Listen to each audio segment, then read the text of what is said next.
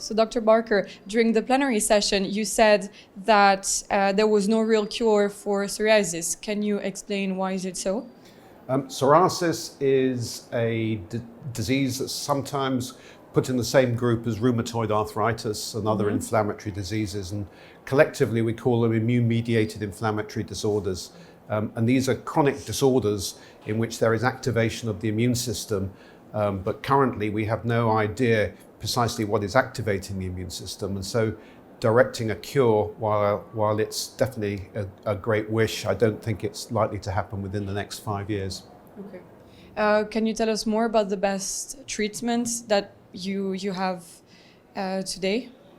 Well, the best treatments, it's sometimes difficult to say what's the best treatment because it's all about the right treatment for the right patient at the right time.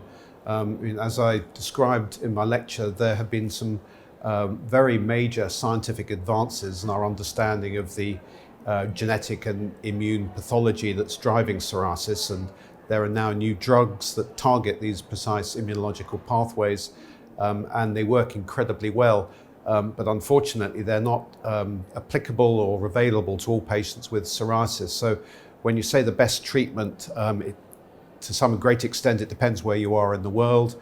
It depends on whether you have localized mild disease or very bad widespread disease, what's probably the best treatment for you. So it's complex decision making, but there are some very good treatments out there.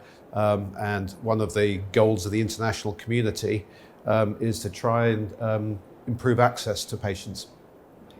So do you think, for example, that technologies has helped between past and present treatments for psoriasis? I think technology has helped a lot.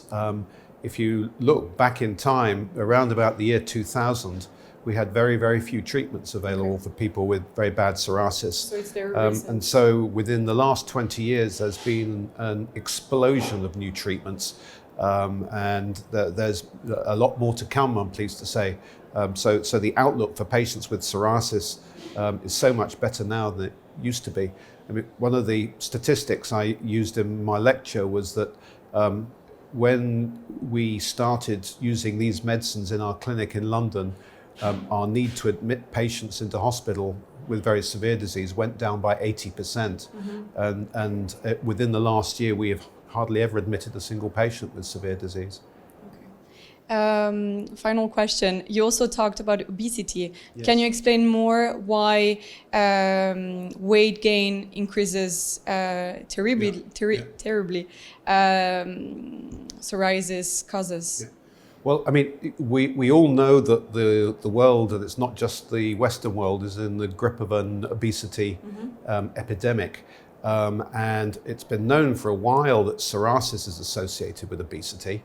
But we didn't really know whether it was the psoriasis causing the obesity or the obesity causing psoriasis. There are studies that show in children and in young adults, the more obese or the higher your body mass index is, the more likely you are to have psoriasis. But that doesn't show cause. So there have been some very recent studies in the UK and in the US using some new genetic techniques that have unraveled how it works, and it would appear from the new data that obesity is a strong driver to causing psoriasis, but psoriasis doesn't cause obesity. And because obesity causes psoriasis, that means if we could do something about the obesity, we could potentially reduce the burden of psoriasis. And so we, along with others, have introduced weight gain programs into our clinical practice when looking after patients with psoriasis.